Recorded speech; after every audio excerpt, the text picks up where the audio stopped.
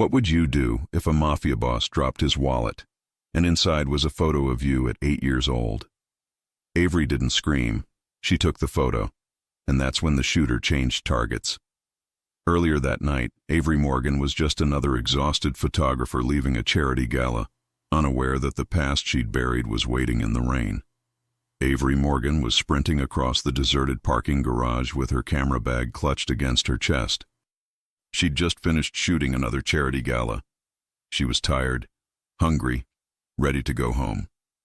Halfway to her car, movement caught her eye. A man in a dark suit staggered near one of the concrete pillars.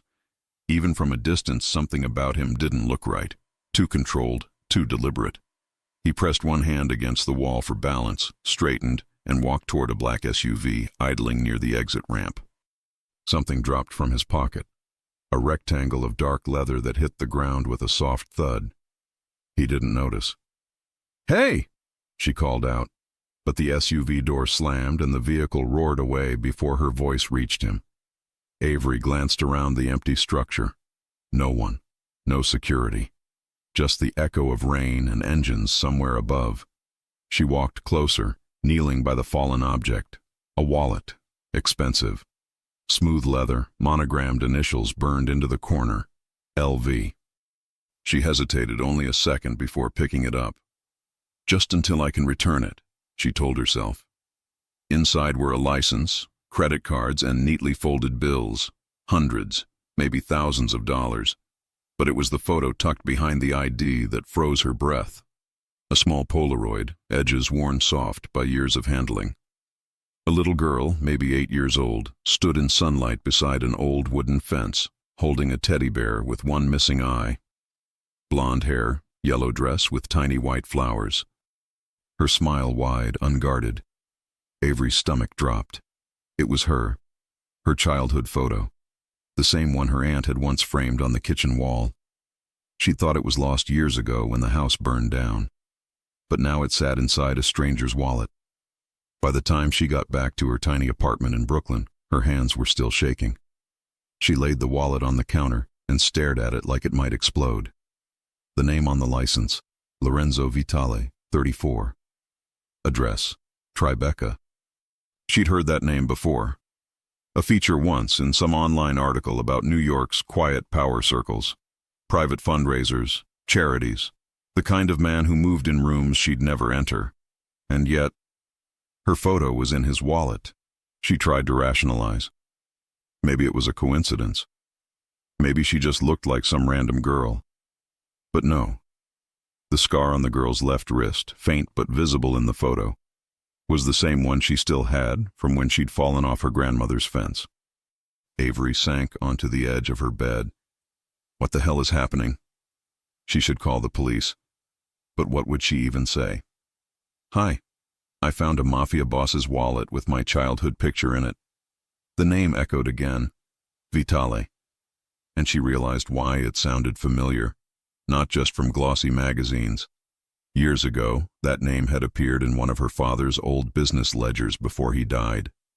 Avery pulled her laptop close, opened a browser, and typed, "Lorenzo Vitale, New York." Dozens of results. Business magnate. Investor.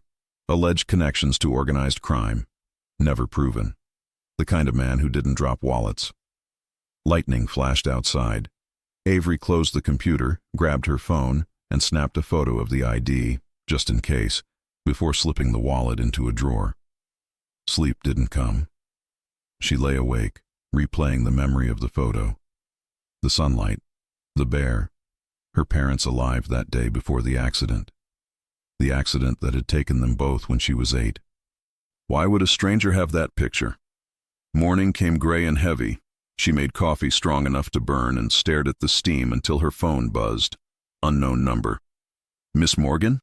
A man's voice, smooth, professional. "My name is Stefano Greco. I believe you have something that belongs to my employer." Her pulse spiked. "Who's your employer?" A pause. "Mr. Vitale." The name landed like a stone. "I'd like to return his wallet," she managed. "I was planning to drop it off at the hotel." "Mr. Vitale would prefer to thank you personally." Dinner tonight, 7 o'clock. Address will be texted. I don't think... It's just dinner, Miss Morgan. No obligations. You'll be safe. The line went dead before she could answer. She set the phone down, heart pounding. Safe? Who even said that unless there was a reason she wouldn't be? Still, curiosity overrode fear. She needed to see his face, needed to know why. The restaurant didn't have a sign. Just frosted glass and a single doorman who seemed to recognize her the moment she approached. Inside, the air smelled of cedar and expensive wine. A hostess led her past half-empty tables to a private alcove at the back. He was already standing. Lorenzo Vitale. Tall, dark hair slicked back, jaw clean-shaven. Eyes so deep brown they looked black in the dim light. A charcoal suit that probably cost more than her camera equipment combined. Miss Morgan, he said, his voice low, steady. Thank you for coming. She shook his hand, firm, warm, precise. I have your wallet. He nodded once. And you have questions. Straight to the point.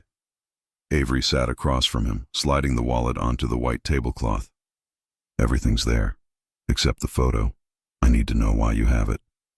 He studied her for a moment, unreadable. Because it was given to me. By who?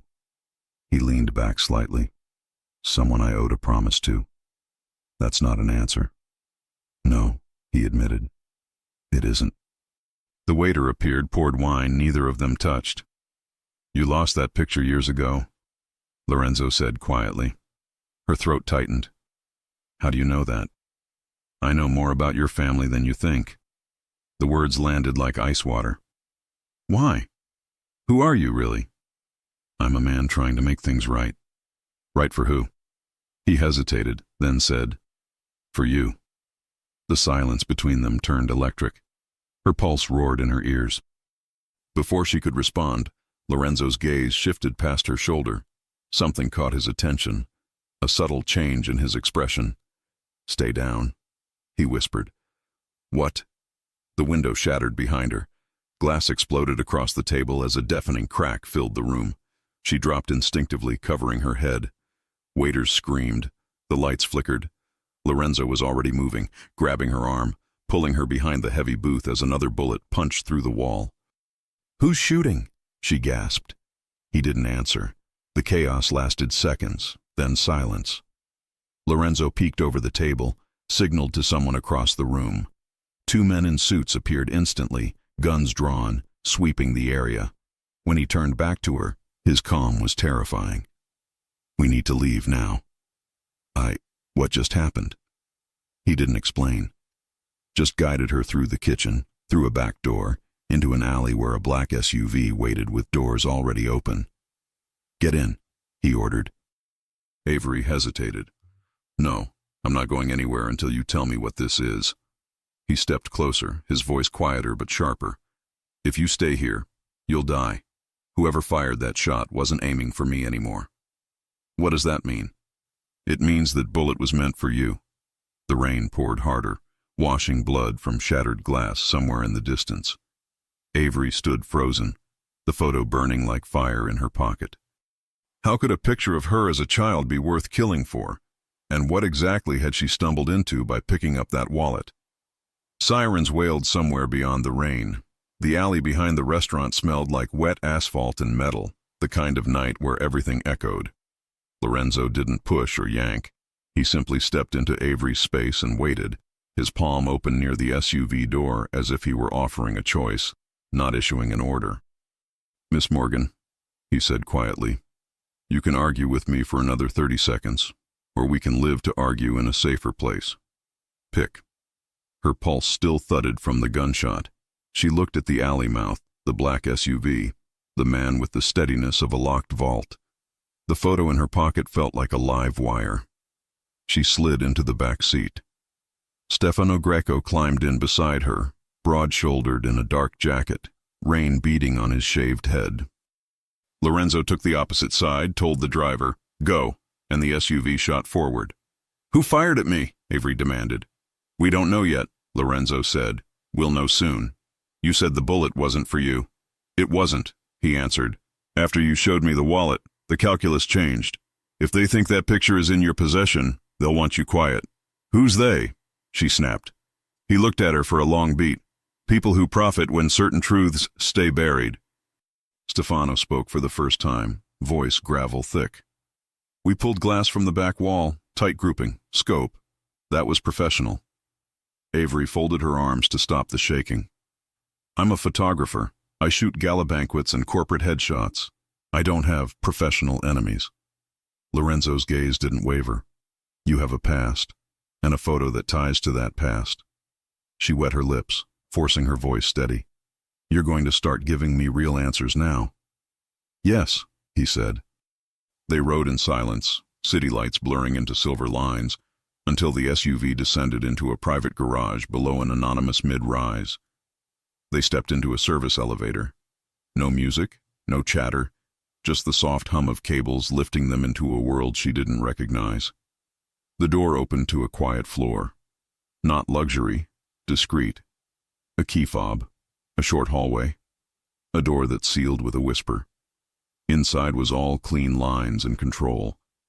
An open living area with a long table, a well-stocked kitchen, windows curtained against the rain. Not a bachelor's den, a staging ground. Avery stayed near the entrance and refused the glass of water Stefano offered. Start talking, she said. Lorenzo unbuttoned his jacket, hanging it precisely on a chair back. No blood, no panic, only focus. You were 8 when your parents died. That's not a secret. It is when it was labeled an accident with a brake failure no shop could verify. It is when the file closed in 48 hours. It is when certain names appeared near that file and then disappeared from public view. Her breath snagged. What names? He didn't say them yet. I kept your photo because someone asked me to.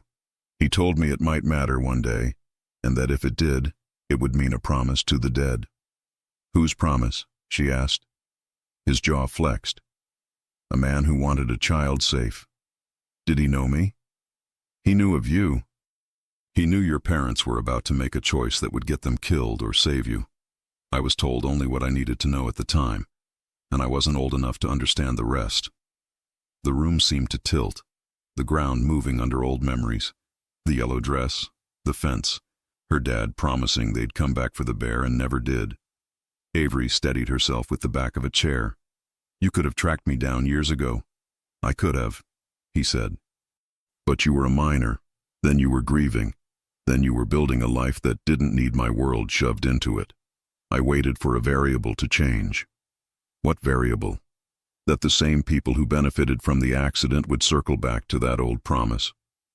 He nodded to Stefano, who placed a thin folder on the table between them. We monitor patterns, quiet hits, quiet money. Recently, some of those patterns hummed near your name. Avery glared at the folder. Open it, she told herself, and did. Inside were public records she could have pulled but never did. Her birth certificate, her parents' death certificates, a county clerk filing that referenced a trust formed 2 weeks before the crash. Morgan Family Trust. Beneficiary. Minor child. Redacted. Trustee. Gerald Simmons. Her stomach curled. I've never heard of this. No one wanted you to, Lorenzo said. Property was placed into that trust. What property? Commercial, Stefano answered. Manhattan, longtime tenant. On paper it looks boring. In practice it's productive. Meaning? Lorenzo's eyes met hers. Meaning it launders money that does not want daylight. She swallowed hard. You're telling me there's an asset tied to my name that criminals are using. He nodded once. And that picture was insurance. Proof the right child existed if the trust ever had to be challenged. The man who gave it to me believed if the papers went missing, the photo would still lead someone honest to the truth. Avery put both hands flat on the table to feel something solid. Why keep it to yourself? Because someone else was keeping you safe, he said simply.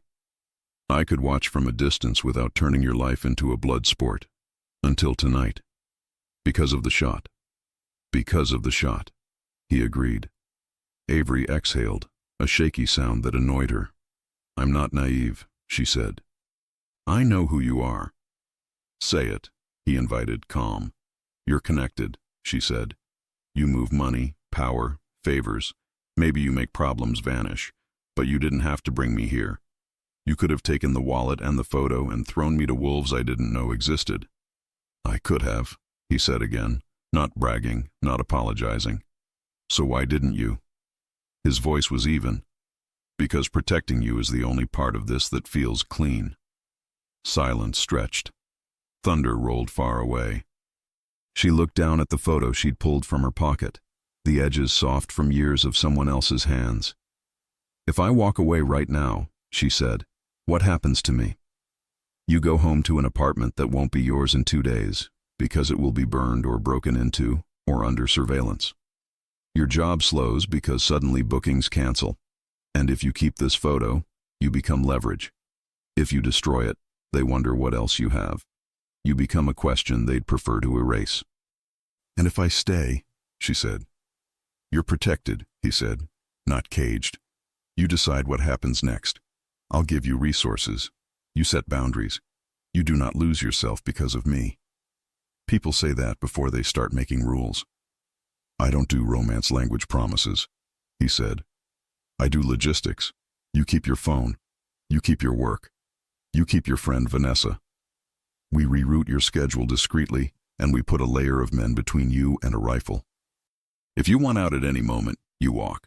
That's the deal. Why would I trust you? Because I just told you how to leave me. Stefano's mouth twitched like that was the closest thing to a joke he'd heard all week. Avery didn't smile. She closed the folder and straightened. I want to see the property records myself, not summaries, originals. If there's a trust with my name, I want to know exactly what's inside it. You'll meet an attorney I trust, Lorenzo said. Richard Brennan. He speaks in plain English and counts in columns. We start in the morning. And tonight, you stay here, he said. There's a guest room, locks from inside, panic latch, cameras only in common areas. I'll be in the office. If you need silence, you'll have it. I don't need silence, she said. I need truth. Then you're not going to sleep much. Stefano muttered. Avery shot him a look. His expression remained stone. She picked up the photo again. Whoever gave you this, she said to Lorenzo. What did he say exactly? That it mattered, Lorenzo said. That if he didn't make it, someone would, and that the right person would know why when it was time. And you think I'm the right person? I think you're the only person who can put your name where it belongs. Avery turned the Polaroid over. Blank back. No scribbles. No date. Only memory. Okay, she said finally. Tomorrow we see the records. After that I decide whether to file anything. I'm not becoming a pawn in your war. Fair. And if your war touches my friend, she added, we're done. His answer was immediate. Understood. He didn't step closer. He didn't touch her or try to take the photo back. He simply accepted the terms like a contract. Stefano, he said, set 2 on the door and 1 on the stairwell. Rotate every 90 minutes. No devices in her room. Stefano nodded and left. Lorenzo picked up the folder again and slid it toward her. Know what you're walking into, he said, and left her alone in the quiet apartment that felt like a bunker with good lighting. She didn't sleep much. She showered too hot, borrowed a soft t-shirt someone had placed on the bed, and lay watching a shadow of city glow creep along the ceiling. 4 times she got up to check the lock. Twice she pressed the panic latch to feel the click. Somewhere down the hall, deep voices came and went, a low river of control. At dawn, Lorenzo appeared at her doorway and knocked once. Coffee? She hesitated and opened. He stood angled away from the threshold. He wouldn't enter unless invited. It was such a small thing, and it mattered. Please, she said. Strong? He asked. Stronger. They sat at the long table afterward with black coffee and a plain bagel she barely tasted. He examined a printout, then looked up. I'll ask you something on the record, he said. Then I'll stop asking if the answer is no. Go ahead. Do you want to know who profited when your parents died?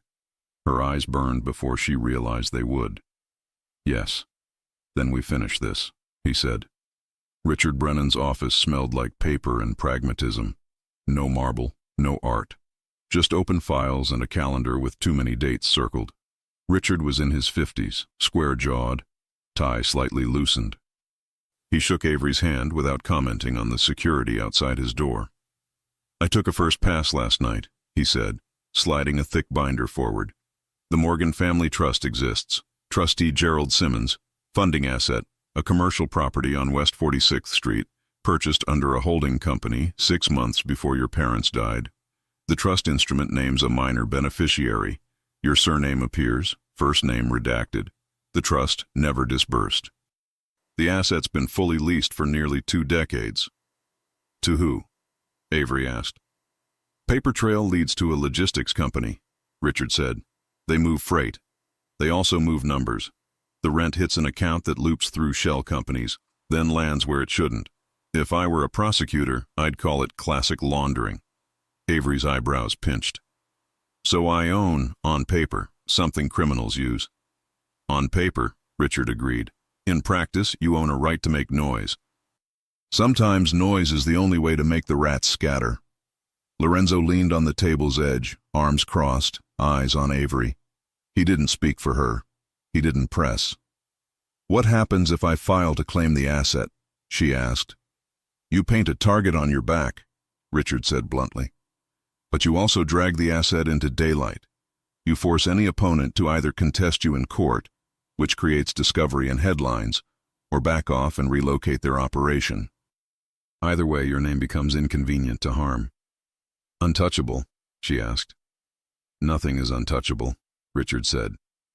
"But it changes the math." Avery flipped a page and stopped. "What's this?" she asked, pointing to a memo slip scanned from a county file. A handwritten notation, "Further inquiry unnecessary, DA's office." Initials followed, sharp and familiar in a way she couldn't place. Richard set a finger under the initials. "We're still confirming," he said. "But they match the signature block of Ethan Caldwell, the current district attorney." Avery's chair scraped an inch. "He was in the news last week cutting ribbons at a victim's center." "Public faces and private filings don't always match," Richard said. "If Caldwell closed questions 19 years ago, someone asked him to. If he's still connected to the logistics tenants, you'll be walking into a buzzsaw. So we plan accordingly." "Meaning what?" she asked. "We make you noisy," Lorenzo answered. "We make it expensive to touch you, and we move first." Richard nodded. "I can file a petition asserting your interest by end of week. We'll attach supporting documents that raise more questions than they answer. Media loves questions with clean nouns." "Clean nouns?" she asked.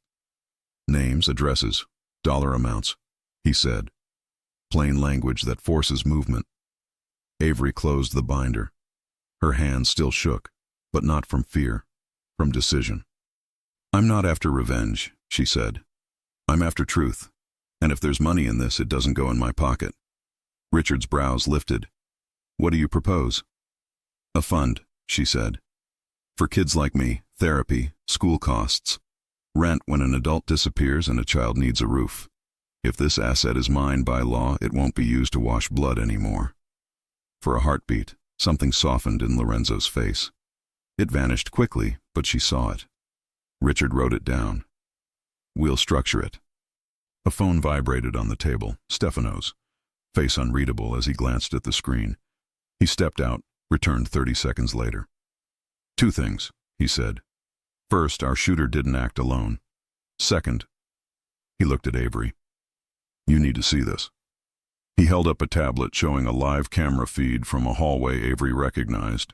Paint chipped near the baseboard, the crooked light fixture that never got fixed, the brown door with a dent near the knob. Her door. The frame showed 3 figures in coats and caps like delivery guys, moving efficiently. One bent to the lock. The door gave. They went in. Avery's mouth dried. "That's now?" "Timestamp says 3 minutes ago," Stefano said. "Call the police," Avery blurted, automatic. "We will," Richard said, already reaching for his desk phone. "And we'll also get there ourselves to see what they wanted before anyone else bags it." Lorenzo looked at Avery. "You don't go in first." "I'm not hiding while strangers tear through my life," she snapped. "You're not hiding. he said. "You're walking in behind people who know how to clear a room. And if they're still there, then they have a very bad morning." He didn't raise his voice. He didn't posture. He gave orders into the air and men moved. Avery stood, fingers numb. The photo in her pocket felt heavier than paper. "Let's go," she said. They reached her block in under 20 minutes, sirenless and surgical. 2 cars boxed the curb. Stefano gave quick hand signals and 2 men peeled off toward the rear alley while Lorenzo kept Avery tucked behind him as they approached the stairwell door. The building smelled like old paint and yesterday's cooking. Avery's breath hitched when they climbed to her floor and saw her door open a hand's width. No splintering, no noise. A clean entry. "Stay," Lorenzo murmured, and slid inside with Stefano. Heart pounding, she stood in the hallway with Richard, who had come despite every sensible reason not to. He didn't speak. He didn't touch her arm like a father would. He just stood, a steady line at her shoulder. 30 seconds stretched like rope. "Clear," Stefano called. Lorenzo reappeared and nodded Avery in. Her apartment looked like a life emptied without breaking anything. Drawers yanked, not dumped. Books pulled and stacked. Behind the framed prints, tiny holes where someone probed the drywall. Her mattress lifted and returned. Even the plant on the windowsill had been rotated. Avery wandered to her desk. Her external drive still sat where she left it. Camera bag in the corner. Nothing obvious stolen. Everything touched. "Not smash and grab," Richard said. "No," Lorenzo agreed. "Surgical." Avery crouched by the lowest kitchen cabinet and opened the false toe kick panel she'd installed when a freelance client failed to pay last year. She slid a hand inside. Empty. "What was there?" Lorenzo asked. She swallowed. "A folder, my aunt's last box. Birth records, a letter, some old bills, and a photocopy of a county notice I never understood." She shut the panel, hips hitting the floor as she leaned back against the cabinet. They weren't after cash. Stefano lifted a framed photo off the wall, checked the backing, put it down exactly where it had been. "They were after your papers." Avery's throat burned. They knew exactly what to look for. Lorenzo crouched in front of her, eyes level with hers. "Look at me." She did. "This is where you decide whether you want me in this," he said. "If you do, we pay them back with sunlight. We file, we pull every record, we force names onto paper that doesn't burn. If you don't, I still get you safe, but you go dark and stay there. What would you choose?" she asked. "I choose what keeps you breathing," he said. "But I'm not the one who lost a home today." Avery looked past him at her small living room, at the couch where she'd fallen asleep editing on too many nights, at the chipped mug she never threw out because it still held coffee. The place wasn't ruined. It was worse. It had been studied. She stood. Her voice came out steady. "We file." Richard nodded once, a man already moving 6 steps ahead. "Then we make it loud." Stefano's phone buzzed. He listened, his face turning granite. "We've got a hit on one of the 3 who came through. Name connects to a logistics subcontractor." "Valdez?" Lorenzo asked. "Close," Stefano said. "Associate. The money flows through him." Lorenzo's mouth set. He looked back at Avery and for the first time reached for her hand. Not to pull, but to anchor. "We do it your way," he said. "But we do it now." Avery squeezed once and let go. "Then start with this," she said, drawing the Polaroid from her pocket and setting it on the table like a marker in a game she didn't know the rules of. "This is mine. So is whatever truth it points to." She looked at what used to be home and felt the last of her hesitation burn off like fog. "Make me noisy." Lorenzo glanced at Stefano. "You heard her?" Stefano clicked his radio twice. The city outside went on with its morning traffic, oblivious. Inside the small apartment, a different engine turned over, paper and names and records and leverage. And for the people who had come through with quiet hands and cold eyes, the message was already leaving the building. You didn't scare her off. You only told her where to look next. The city looked normal. Buses hissed, dogs pulled leashes, a deli stacked fresh rolls in the window. Inside Avery's apartment, Men in plain clothes logged evidence that didn't exist and photographed fingerprints that probably wouldn't match anything. The normal outside made the intrusion inside feel louder. "We file today," Avery said. Richard Brennan tucked the binder under his arm. "We can file an intent. The full petition goes in once we attach the supporting records." "Then get me the records," she said. "Originals, not summaries." Lorenzo watched her with a calm she was starting to read. When he stood that still, it meant he was already moving pieces she couldn't see. "Stefano will keep a team here. We move you to a secure office where you can work." "I'm not running," she said. "You're not," he replied. "You're choosing the ground." They chose a co-working floor in Midtown that looked like any other. Glass rooms, quiet desks, a coffee machine that lied about being artisanal. Richard spread papers across a table while Stefano took a corner seat with eyes on every door.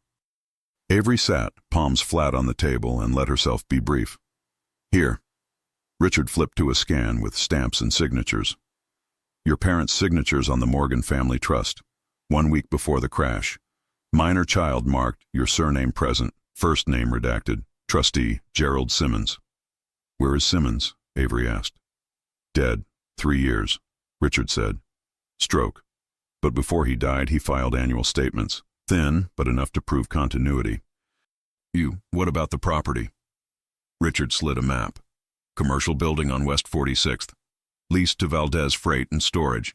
Paperwork says they move inventory for small importers. Off paper, they wash numbers for bigger people." "Christian Valdez," Lorenzo said, finally speaking a name. "He fronts for men who don't like cameras." "And money from the lease?" Avery asked. "Goes to an account," Richard said, "that loops through shells before landing in a pool." "The trust was supposed to receive distributions? It never did." Avery's fingers tightened on the chair. "So a building tied to my name has been paying criminals for 19 years. "That's the picture," Richard said. "This is the line that matters." He angled a thin memo. "County clerk note from the week after the crash. Further inquiry unnecessary. DA's office. Initials match Ethan Caldwell." "We saw that yesterday," Avery said. "You said you'd confirm." Richard met her eyes. "I did. We compared the mark to 3 signed orders from the same year. It's him." The room went quiet. "So, the man who cuts ribbons for victims told a county clerk to stop looking at why my parents died," she said. "On paper," Richard said. "We stick to paper. That's how this works." Avery nodded once. "What's the move?" "We prepare a notice of claim," Richard said, tapping his pen. "We assert your beneficial interest. We ask the court to compel an accounting from the trustee's estate and from the tenant. We send copies to the press with plain language. Property tied to orphaned minor used by shell companies. No distributions. DA closed inquiries in 48 hours. Simple nouns, simple verbs." "Make it loud," Avery said. Lorenzo's glance was approval without heat. "We also harden your life," he added. "New locks at your place, 2-man tail, and you don't walk anywhere alone." Avery took out her phone. "Vanessa needs to know I'm okay." "Text her," Lorenzo said. "Keep it clean." Avery typed, "I'm safe. Work stuff got messy. I'll call tonight. 3 dots pulsed, disappeared, returned. Don't ghost me again. I have pepper spray and opinions." Avery almost smiled. "I know. Later." Richard slid another file over. Last piece. Simmons wasn't acting alone. He sent quarterly notes to a reviewing counsel at the DA's office. Name blacked out in our copy, but the routing code matches Caldwell's division. "How sure?" Lorenzo asked. 90%, Richard said. "Enough to write it. Not enough to survive a denial without a fight." "Then we provoke the denial," Lorenzo said. Avery looked between them. "Meaning?" "We say it out loud," Richard answered. "They'll either ignore it or try to swat it down. Either response gives us leverage." Stefano's phone buzzed. "We've got movement on Valdez. He's at the West 46th building. Security doubled." "He's shoring walls," Lorenzo said.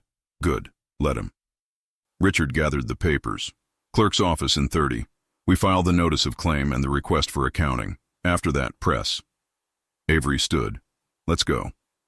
The county building smelled like paper and rain. Fluorescents hummed. A woman behind glass stamped forms without looking up. Richard handled the counterwork with the ease of a man who'd done it 1,000 times. Avery signed where he pointed. Full name. Date. The letters looked heavier in ink. "You're public now," Richard said quietly. "There's no closing this door." "I don't want to close it," she said. They stepped into the hallway. 2 men in city maintenance jackets pushed a cart past them. Stefano's eyes flicked to the cartwheels, to the men's hands, to their shoes. He didn't like something. "Back," he said under his breath. "What?" Avery asked. "Back now," he said, taking her elbow without force. The first maintenance worker reached for the cart handle with the wrong hand, shoulder blading out, posture changing. Stefano shoved the cart sideways as the man yanked a short baton from under a rag pile. It cracked across the wall where Avery's head had been a second earlier. Lorenzo moved. No theatrics, just precision. He took the attacker's wrist, turned it, and the baton clattered. The second man came from the right. Richard stepped square into him like an old linebacker, using weight and momentum to pin him against the wall. A third shape emerged at the end of the hall, hood up, head down, pace too fast for a government building. Stefano drew and kept the muzzle low. "Don't," he said. The man froze, then bolted for the stairwell. Lorenzo didn't chase. He looked at Avery first, checking for damage. "I'm fine," she said, breath short, adrenaline high. Stefano zip-tied the first attacker's wrists with the cable he produced from somewhere that wasn't a pocket.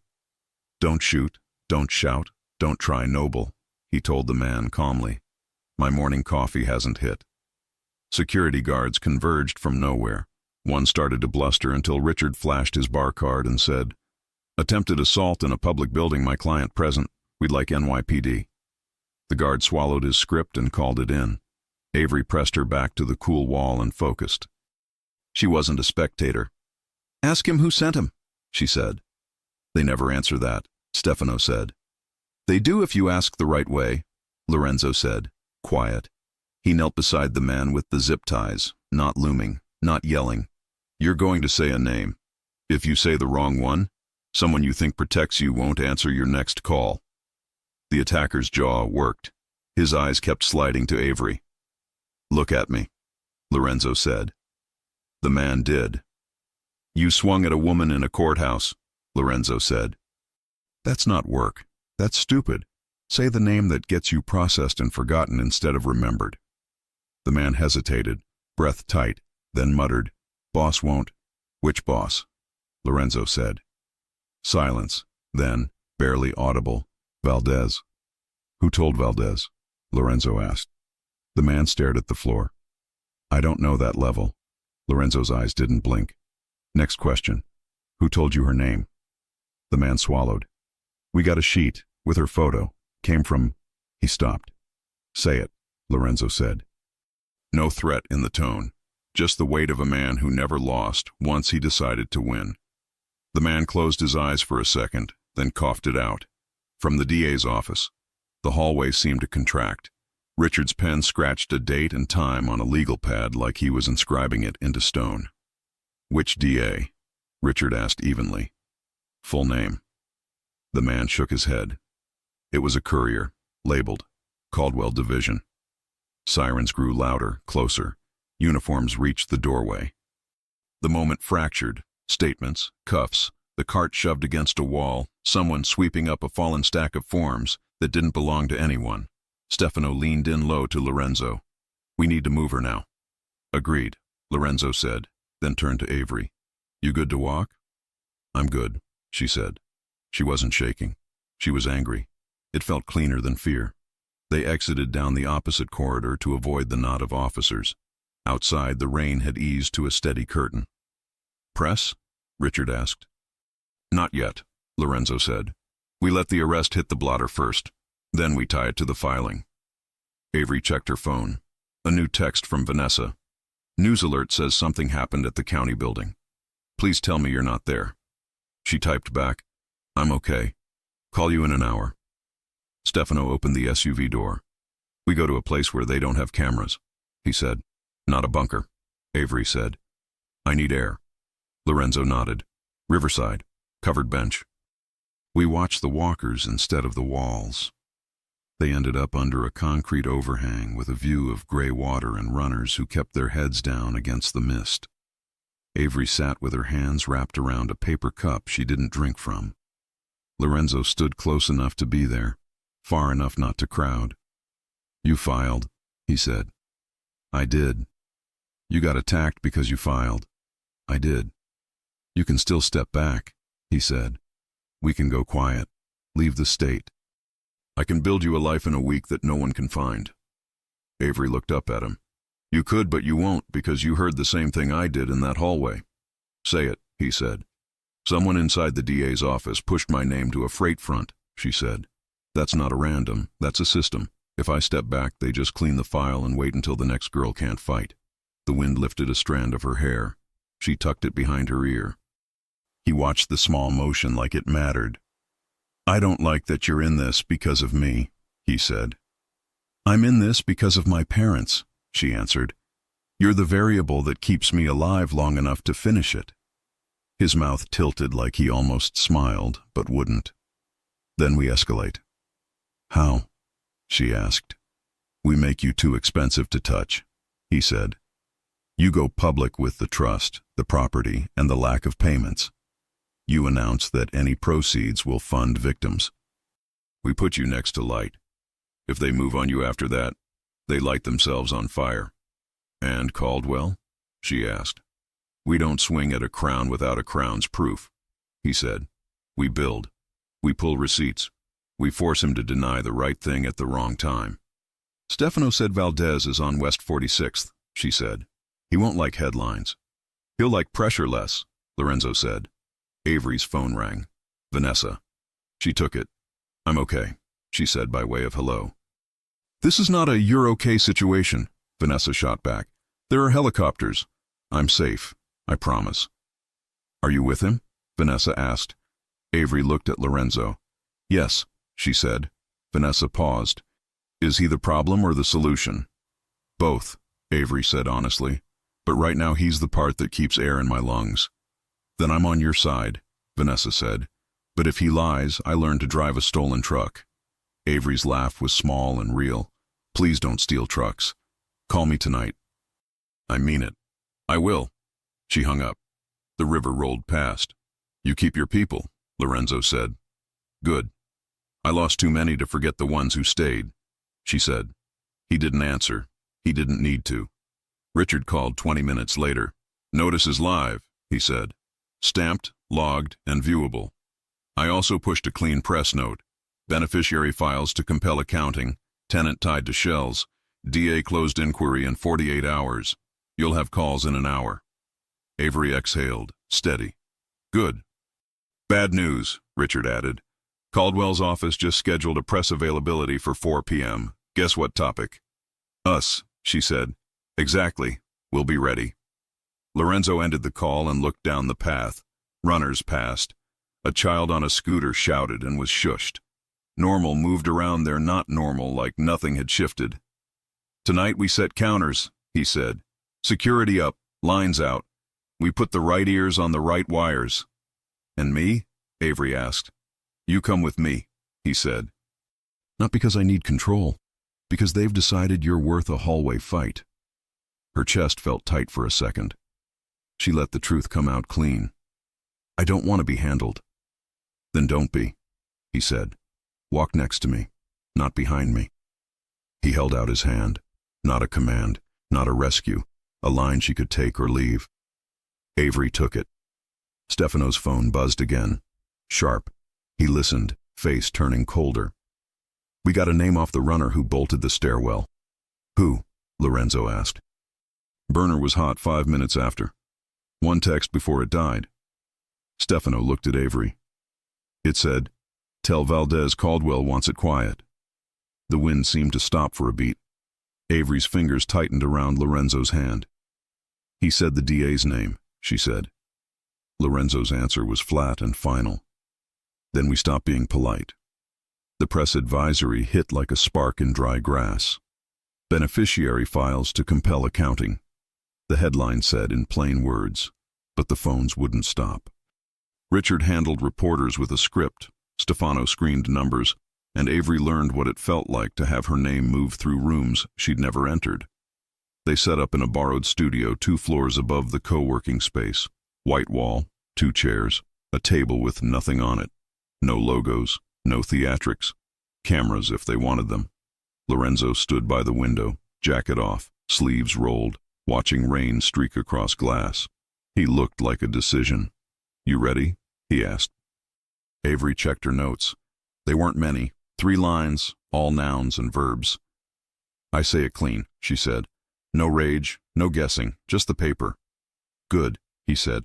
"Be boring. Boring is impossible to spin." She breathed in. "And after?" "After," he said softly, "you eat something real." He didn't touch her. He didn't need to. She felt the weight of his attention like a hand on her back, steadying without steering. Richard opened the door. "2 outlets inside," he said. "Rest on the phone." "You want to do this sitting or standing?" "Standing," Avery said. "I want them to see I'm not hiding." The 2 reporters were younger than she expected. They set down recorders and looked surprised by the absence of a PR flack. Richard introduced Avery, then stepped aside and didn't say a word. "My name is Avery Morgan," she began. Her voice wobbled once and then found the line. "I filed today to compel an accounting from the trustee of the Morgan Family Trust and from the tenant occupying a property linked to that trust. On paper, the trust was created for a minor beneficiary after my parents died. The trust never distributed. The tenant pays rent into shell accounts. I'm asking the court to explain where the money went. That's all." A reporter cleared his throat. "You're saying the district attorney closed your parents' case in 48 hours. Are you alleging corruption?" "I'm saying the file shows a note. Further inquiry unnecessary. DA's office. Made days after the crash," Avery said. "I want to know why. Are you connected to organized crime through associates?" She held the reporter's gaze. "No." "Do you fear for your safety?" "Yes," she said simply. "That's why I'm doing this in the open. If anyone harms me, it will only raise louder questions." That landed. Clean nouns, clean verbs. Richard cut it at 3 minutes. "Thank you," he said, and walked them out. When the door shut, Avery finally let her shoulders drop. Lorenzo moved then, a step closer, not crowding. "You were precise," he said. "I didn't shake," she said, surprised. "You shook where it doesn't show," he answered. "That's called courage." Her throat tightened. She wasn't a crier. She blinked it back. "Food," he said gently. He took her to a quiet place that didn't need a sign, the kind with a back booth and heavy cutlery that didn't clink. They ordered before she looked at the menu. He knew somehow: salmon, no sauce, greens, a basket of bread she didn't touch until he tore a piece and set it near her hand. Small, practical tenderness. "I keep hearing the same sound," she said, breaking the bread. "That baton cracking the wall." "You moved before it landed," he said. "You listened." "What happens at Caldwell's presser?" she asked. "He denies what we haven't accused him of yet," Lorenzo said. "He says deeply concerned, fully cooperates, and gives the logistics company a new name to hide behind. Then he calls someone to say, 'Make this quiet.' Valdez," she said. "And others," he said. "But Valdez first." The food came. She ate because he watched, and she refused to give fear the satisfaction of shrinking her. When she pushed the plate away, he slid a folded page across the table. "What's this?" she asked. "A draft," he said. "Not a contract. A promise. You said if there's money, it doesn't go into your pocket. This is the structure for the fund, the Morgan Foundation. I had Richard sketch it." Avery unfolded the page. It started simple and stayed practical. Board, intake criteria, transparency reports every quarter, a public ledger of grants. No glossy mission statements. Just help kids who lose parents to violence. The words made her chest ache in a way that hurt and healed at once. "I said I didn't want your money," she murmured. "It's not mine," he said. "It's what should have been yours. You're making sure it matters." She traced a line with her finger. "This will make a mess." Yes, he said. But the right kind. Why do you care? She asked softly. He didn't flinch. Because I've spent years fixing broken things with worse things. Because the first time I saw you, you were shaking, but still told me the rules you'd accept. Because you make me want different math. Her laugh was small and disbelieving at herself. That almost sounded romantic. It was arithmetic, he said, but I can translate. He didn't reach for her hand across the table. He set his palm on the wood between them, open. The choice again. She laid her hand over his. Warm, solid, present. Say yes, he said, barely above a whisper. To what? She breathed. To letting me protect you, he said. Not own, not hide. Protect. To letting this be real on nights when no one is watching. To telling me when I push too far. Her heart was a drum. And if I say no? Then I protect you anyway, he said. And I never cross your line. Say the words, she said. All of them. His jaw flexed once, like speaking this cost him. I won't touch you unless you say yes.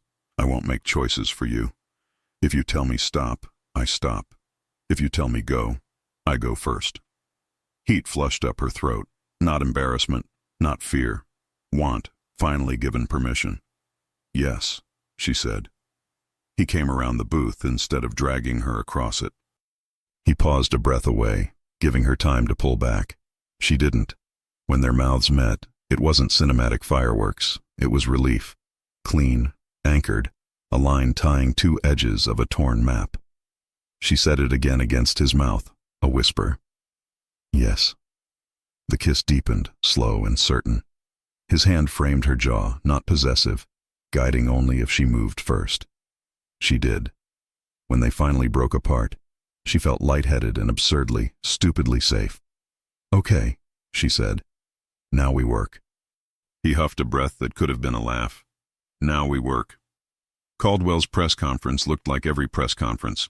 Flags, a seal, a podium too shiny. He said the words Lorenzo predicted, deeply concerned, full cooperation, no evidence at this time. He stressed his lifelong commitment to victims. He did not say Avery's name. He did not deny the memo note. He did not mention West 46th. Richard texted a single line. He blinked. Stefano added, Valdez left the building, headed south. Extra cars. He's rattled. Good, Lorenzo said. Rattled men make big footprints. Avery opened a draft email to a reporter with a reputation for not losing the thread. Do we send the ledger maps? She asked. Not the maps, Lorenzo said. The questions. Why no distributions? Who approved the trust's silence? Why did Caldwell's division mark the file closed? Then the property records, nouns, verbs. She sent the email. Her fingers didn't shake this time. Vanessa pinged. Saw the kiss coming a mile away. Be careful and call me, lover girl. Avery smiled, then frowned. How did you... Okay, I didn't see the kiss. I hoped. Now answer your phone later or I riot. They went back to the studio space to wait for the first ripples. They didn't wait long. The reporter responded with 2 questions and a request for on-record quotes. Richard approved 3 sentences and no more. At 6, the first segment ran. By 8, 2 more outlets picked it up. By 10, Valdez Freight began trending for the wrong reasons. At 11, photos surfaced of Valdez with a man who looked like someone's consultant and everyone else's bagman. Stefano stepped in with a look that meant something moved. We picked chatter. Valdez is trying to book a meet he wants to resolve. With who? Lorenzo asked. Us, Stefano said. He used a cutout to reach me. Avery's stomach pulled tight. He thinks you'll sell me out. He thinks I'll take money to stop the bleeding, Lorenzo said. He'll offer us a number and a threat. What do we do? She asked. We decline the money and accept the meeting, Lorenzo said. You just said he's dangerous, she said. That's why we accept, he answered. We pick the table and the silverware. Richard rubbed his brow. If he records you, he will, Lorenzo said. So we speak like we're on every channel. We ask for an apology in the form of an audit and a resignation. We let him laugh. Then we leak his laughter. Avery crossed the room, stopping when she reached him. You don't go alone, she said. No, he agreed. We go with a camera of our own. She reached up, fingers brushing the edge of his collar. And after the meeting, you come back to me alive. That, he said, and bent to kiss her once, brief and grounding, is not negotiable. Midnight found them in a glassed-in corner of a closed cafe that Lorenzo controlled through more shells than Avery wanted to count. 2 chairs, 1 table, 4 exits, and a camera that watched without blinking.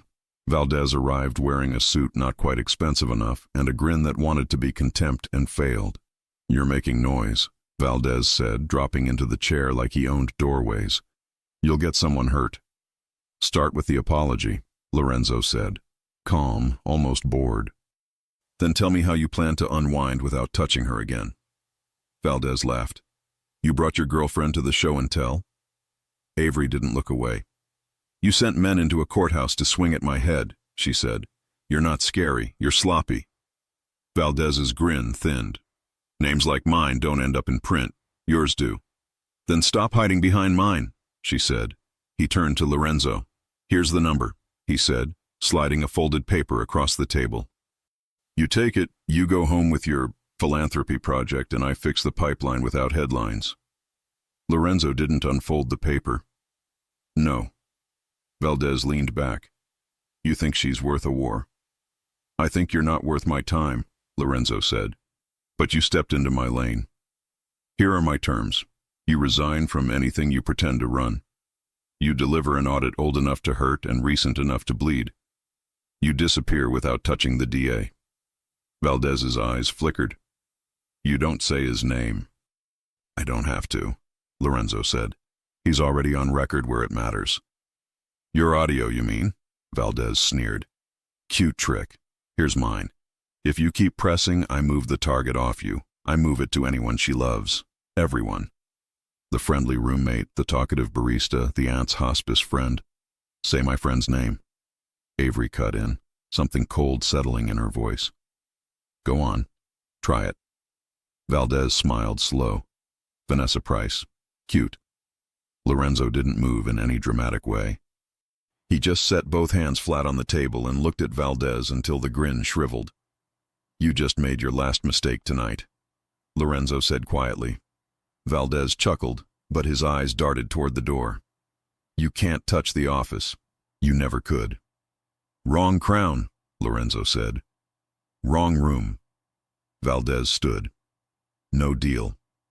No, Lorenzo agreed. Your exit will be messier. Valdez left with his chin up and his shoulders tight. Stefano waited 3 beats, then came in from the service hall. Got every word, he said, and the piece where he said Vanessa's name. Avery felt the fear spike, hot and clean. Get her a car now. Already done, Stefano said. 2 men on her door. Avery turned to Lorenzo. He won't wait. He'll try something fast and ugly. He will, Lorenzo said. Which means Caldwell's people will too. They'll panic and they'll overreach. She stepped into him before she could talk herself out of it, hands on his shirt, the sure place. He wrapped her in a hold that wasn't a cage, a shelter you could leave and return to. We don't run, she said into his chest. No, he said into her hair. We make you untouchable. Her phone vibrated against his ribs. She pulled back enough to see the screen, Vanessa's name and a text that wasn't hers. Tomorrow, 12 p.m. Midtown East. Come alone, or she pays. The number showed no caller ID. The photo attached was worse. Vanessa's living room, a lamp knocked over, a shadow in the doorway. Avery's breath stalled. Lorenzo's voice dropped to something steel. Show me. She held up the screen. He didn't use promises now. He used plans. Midtown East, he said. Noon. He met her eyes. We won't go alone. And if they mean it, she whispered. He lifted her chin with 2 fingers, the gentlest pressure against a gathering storm. Then we ended in daylight. The text glowed like a threat in Avery's hand. Tomorrow, 12 p.m. Midtown East. Come alone, or she pays. A photo followed. Vanessa's living room, a lamp on its side, A shadow in the doorway. Lorenzo didn't swear. He didn't pace. He took the phone, studied metadata, then passed it to Stefano. Trace the tower hop. Freeze the building cameras around Vanessa's place. 2 men on every exit. Avery's voice was tight. If I go alone, I don't come back. You're not going alone, Lorenzo said. We choose the ground. He spread a street map on the cafe table they'd used for the meeting with Valdez. Midtown East, noon, lunch crowds, cameras, traffic that slows response. They want noise as cover. He drew a quick square. Garage at 46th and 3rd, blind corners. They'll post a spotter here, an exit car there. We tip the police? Richard asked. No, Lorenzo said. Not with Caldwell's office live on our name. We control the first 5 minutes. After that, we want uniforms arriving on the record. Stefano slid back in. We've got partial tower data. Spoofed through a relay, but the photo's timestamp lines up with a neighbor's camera at Vanessa's building. 2 men, hats down. Status on her now? Avery cut in. Silent, Stefano said. No movement inside. We're breaching in 3, if you say go. Avery looked at Lorenzo. You say the word, he told her. Go, she said. Stefano disappeared. Lorenzo turned back to the map. You'll wear a mic and an earpiece. 2 panic words. Blue means we extract on your position. Winter means we go loud. Sirens, cameras, daylight. How many men? She asked.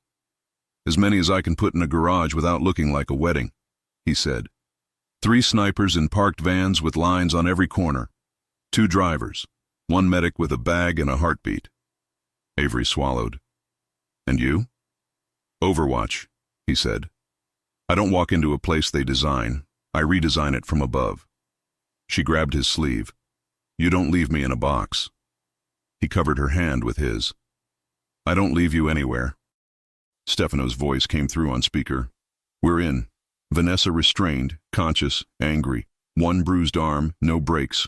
We're moving her now. Avery's breath broke out of her chest.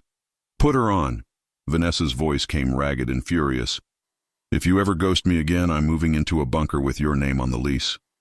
Avery laughed through tears. You're okay? I'm mad, Vanessa said. Which is the same thing, medically speaking. Who do I thank for the guys in my kitchen?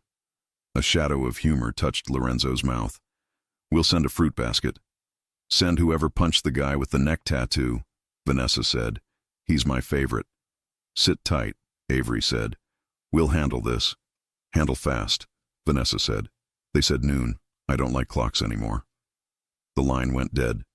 Avery sagged against the table. Lorenzo caught her before she hit the edge.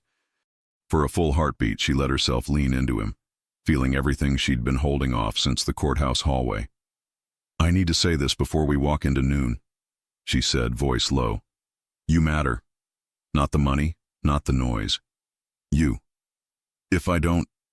He kissed her, sure, steady, no performance, just 2 people choosing. When he pulled back, his forehead rested against hers. You don't talk like goodbyes, he said. We're not writing any today. Then say it, she whispered. I come back, he said. With you. They left the cafe for the safe house 1 floor up. For 1 hour, the city moved around them like a film they refused to join. Stefano built the plan with hand signals and angles. Richard drafted 2 press memos and a court update labeled, If No One Dies. Avery showered, put on jeans and a black tee and a jacket that hid a mic, tied her hair back, checked the clip on her phone twice. She had never felt less like a victim. When she stepped into the hall, Lorenzo was waiting, jacket on, sleeves rolled, holster hidden under dark fabric.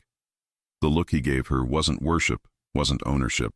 It was respect sharpened by want. Turn, he said softly. She did. He adjusted the mic wire with careful fingers. The touch burned hotter than fear. He didn't lean in until she did first. When she did, the kiss tasted like a promise they both intended to keep. Blue for extraction, he said at her ear. Winter for daylight. Blue, she repeated. Winter. He cupped her jaw 1 last time, then stepped back into command. Move. They hit the garage at 11:56. Sun knifed between buildings. Air wavered with heat off concrete. The first level looked ordinary. Sedans, a delivery van, a woman loading a stroller. Avery walked at normal pace, eyes forward, phone in hand like anyone waiting for a text. Stefano's voice in her ear. Spotter by the pay station, ball cap, right shoe untied. Two more by the elevator, pretending to argue. Exit car idling behind the column. Lorenzo. Keep your pace. You're not prey. You're bait on your own hook. Her heart was a drum, but her feet stayed steady. She reached the chalk line someone had drawn in a lazy loop. The message hit her phone right on noon. Stop. Hands up. Walk toward the elevator. No friends. A man stepped from behind a pillar and lifted his jacket enough to show steel. Ms. Morgan, he said with a polite nod. This way. Avery didn't look at his gun. Where's Vanessa? She asked. She's safe if you are, he said. Elevator. Stefano. Two more behind you now. Don't turn. Lorenzo. Count the steps. Avery stepped into the elevator. The man pressed B3. The doors slid toward each other like closing eyes. Blue? She whispered. The doors exploded outward on a metal bar before they shut. A flood of motion. Stefano's shoulder, another man's boot. The thug's gun hand turned and pinned. The elevator spat bodies and grunts and polished shoes skidding on concrete. Hands where I can see them, someone snarled. The idling car chirped as its driver went for the shifter. 3 cracks from the van across the lane popped its front tires flat. A broad-shouldered man swung a short baton. Avery flinched on reflex. This time Lorenzo was the motion, silent, lethal, precise. He took the man's wrist and the baton clattered across the floor. The thug's head met the elevator frame with a hollow sound and he slid boneless to the ground. Where is she? Avery demanded, breathing hard, looking at the gunman they'd pinned belly down. Where is Vanessa? You're late, he hissed. You missed the train. Stefano yanked the man's phone, thumbed it open with a press the guy couldn't stop. Recent photos. Vanessa's living room again. Same lamp, new angle. Stefano's mouth thinned. Old images. They staged this with yesterday's footage. Avery's stomach dropped. Then where is she now? Before anyone could answer, Lorenzo's earpiece crackled. A second team's voice. We have Vanessa. Copy. Repeat. We have Vanessa. Different location. Minimal injuries. They moved her to a short-term rental 2 blocks south and bailed. Someone wanted you busy at noon. Avery's knees almost gave. She caught herself on the elevator rail, breath shaking. She's okay? Conscious, the voice said. Mad. Lorenzo gave a single nod like pain exiting his body. He turned the pinned man's face toward him with 2 fingers. Who staged the decoy? The thug's lip bled. You think I... Speak, Lorenzo said. The man coughed. Message said Midtown East for the girl. But the real pull was at the courthouse steps. Richard's head snapped up. What courthouse? Northern side, the man said, grimacing. Press day, big podium. Your DA likes flags. Caldwell. Avery looked at Lorenzo. Winter, she said, the word a decision. We go daylight. He didn't hesitate. Winter. Stefano was already moving, barking roots. Team 2, secure Vanessa and roll to the courthouse north side. Team 3, bring the packet. Drivers, we're eastbound in 90 seconds. The packet? Avery asked. Richard patted his briefcase. Everything we don't say unless they try to erase us. Lorenzo took Avery's hand as they cut between parked cars. We don't chase ghosts in basements, he said. We end this where everyone can see. They hit the street in 2 SUVs, sirens off, speed legal enough to avoid pretext. Midtown opened like a mouth. As they crossed Park, Richard's phone dinged. He scanned, cursed softly, then read aloud. Press advisory. Caldwell to address misinformation regarding a decades-old traffic fatality and a recent attempt to tarnish the office. Us, Avery said. Good, Lorenzo said. Let the camera be our shield. Avery checked her mic wire with shaking fingers. He caught her hand, flattened it with his palm. Breathe in 4, he said. Out 6. She did. It helped. They bailed at the curb a half-block north of the steps. The plaza was full. Reporters, interns, a podium bristling with microphones, a seal on a blue banner. Caldwell stood behind it in a perfect tie, face carved into concern. "Positions," Stefano murmured, and men became shadows. Avery felt the old ache rise. The yellow dress, the fence, a bear with one missing eye. She pictured that girl and set her jaw. "Ready?" Lorenzo asked. "Together," she said. They stepped into the open. Cameras swung, microphones turned. A dozen voices fired questions at once. Caldwell's head shifted, finding them in the crowd. His smile didn't reach his eyes. Richard pressed the brief to Avery's hands. "When I nod," he said. "Names, addresses, nouns, verbs." Caldwell gripped the podium. "Before we begin," he said smoothly, "I'll address two individuals spreading dangerous lies." A black SUV cut the corner too fast, tires singing. Doors opened before it stopped. A man in a ball cap shouted, "Now!" Lorenzo's arm came around Avery and the plaza erupted into motion. The first gunshot shattered the air. Screams broke across the plaza as bodies ducked and scattered. Reporters hit the ground, cameras tipped, and security yelled directions that no one heard. Avery's ears rang, her heart pounding against Lorenzo's arm as he pulled her behind a concrete column. "Stay down," he said, low and certain. "Lorenzo." "I'm here." He peeked around the edge, scanning. "Shooter on the left balcony. Stefano, rooftop 2 o'clock. The answering shot came sharp and clean. The echo faded, replaced by chaos. Sirens, orders, shouts. Avery forced her breath steady. She wasn't that 8-year-old girl anymore. Not the child who hid from crashes and men in suits. She grabbed Lorenzo's sleeve. "He's not the only one." Caldwell's still talking. Through the smoke and noise, the district attorney stood at the podium like a man playing his last card. He raised his hands to quiet the crowd, blood on his cuff where a shard had grazed him. "You see?" he shouted. "This is what happens when criminals feel cornered, when they use victims as shields for their lies." Lorenzo's eyes narrowed. "He's turning it." "Then we stop letting him," Avery said, already standing. Lorenzo caught her wrist. "Avery!" "I'm done hiding," she said. "You told me daylight, remember?" For a second, everything in his face changed. Fear, pride, love. Then he nodded once and followed. They walked straight into the open, cameras still rolling, microphones swinging back toward the woman who refused to crouch. Avery reached the steps, lifted the folder Richard had given her, and her voice carried even over the sirens. "My name is Avery Morgan," she said, "and I'm not the criminal here."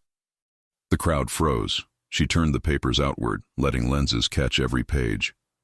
"These are the records Caldwell's office buried 19 years ago. The same trust accounts that funneled money through Valdez Freight and into his campaigns. The same property that was supposed to belong to a child, me, after my parents died in what he called a tragic accident." Gasps rippled through the press pool. Caldwell's mask cracked. "That information was stolen." "No," Avery said, stepping closer. "It was hidden. You closed the case because my parents saw something you couldn't bury. You called it brake failure. I call it murder." Police surged between them, but the damage was done. Cameras zoomed in on Caldwell's face, sweat, disbelief, the twitch of guilt you couldn't rehearse. Richard appeared at her side, microphone in hand. "We're live," he whispered. "Keep talking." Lorenzo stood a few steps back, one hand near his jacket, watching rooftops, eyes always moving. He looked like danger and safety fused together. Avery didn't stop. "You want to talk about criminals?" she said, her voice rising. "Then explain why a city attorney transferred trust funds to a cartel front. Explain why the only surviving beneficiary had to risk her life for a truth your office signed off on." For once, Caldwell had no script. His mouth opened, closed. Then a voice from the crowd shouted, "We've got him! Valdez in custody!" Cameras swung again. Two agents dragged the older man through the police line, wrists zip-tied, rage twisting his features. His gaze found Caldwell's, and everything clicked in one silent moment. Betrayal between thieves. Lorenzo exhaled softly. "Show's over." But Avery wasn't done. She turned toward him, eyes glassy with adrenaline and relief. Now they know. They do, he said. And now what happens? He looked at the crowd, the flashing lights, the reporters shouting her name. Now the truth hurts people who deserve it. She let out a trembling laugh that became a sob halfway through. Lorenzo reached her before the sound finished, wrapping his arms around her right there on the courthouse steps, cameras clicking like applause. For a heartbeat, the world stopped spinning. Hours later, in the back of an ambulance parked away from the chaos, Avery sat wrapped in a blanket, the adrenaline fading. Vanessa was beside her, bruised but alive, talking fast just to stay upright. Richard paced outside with his phone glued to his ear, already negotiating exclusive interviews and legal statements. Lorenzo leaned against the open door, shirt streaked with dust and blood that wasn't his. "You need a hospital?" "No," Avery said, "just quiet." "You're getting that." Vanessa smirked. "For about 5 minutes." He handed Avery a bottle of water. "You did it." "We did it," she corrected. "If you hadn't," he cut her off gently, "don't thank me for keeping my promise." A siren wailed in the distance. Helicopters hummed above the skyline. Avery stared at the city lights. "Do you think it ever ends?" "Not clean," he said, "but it changes shape." She looked up at him, eyes soft. "And us?" Lorenzo hesitated, then climbed into the ambulance and sat beside her. "Us doesn't have to hide anymore. That's a start." Vanessa stood. "That's my cue to give the couple their soap opera moment." She winked and slipped out, closing the door behind her. Silence settled. Avery turned to him. "You kept every promise." "Not every one," he said. "I told you I'd make you untouchable, but it's you who made yourself unstoppable." She smiled, tears finally spilling. "I didn't even know I could." He brushed a thumb under her eye, voice low. "That's what courage looks like." Then she leaned in, and this time there was no hesitation, no fear, no background noise, just his breath, her heartbeat, and the quiet crash of everything they'd survived. Weeks passed. The headlines shifted from scandal to consequence. Caldwell resigned under investigation. Valdez turned witness.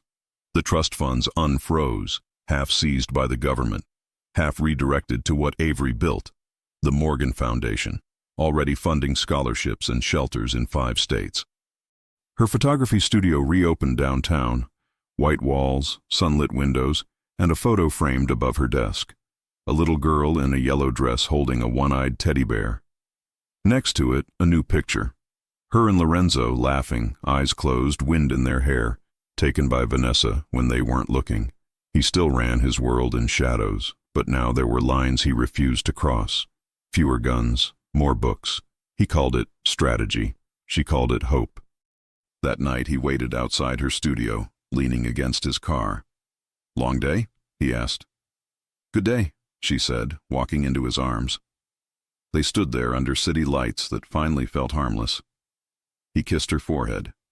"Ready to go home?" She looked up, smiling. "Which one?" "Whichever one you want," he said. Avery laced her fingers through his. "Then take me where it all began." He smiled, the rare, unguarded kind. "Brooklyn it is." The car door closed, the city moved, and for the first time in 19 years, Avery Morgan stopped running from the past. Because the truth had survived, because love had too, and because some stories don't end with revenge. They end with peace. If you enjoy stories like this, take a moment to subscribe to the channel. That's how I'll know you truly liked it. Even if you're watching on your TV, grab a second to join this family of fans who love emotional and heartfelt stories. Your support means everything, and it helps us bring you even more tales like this one.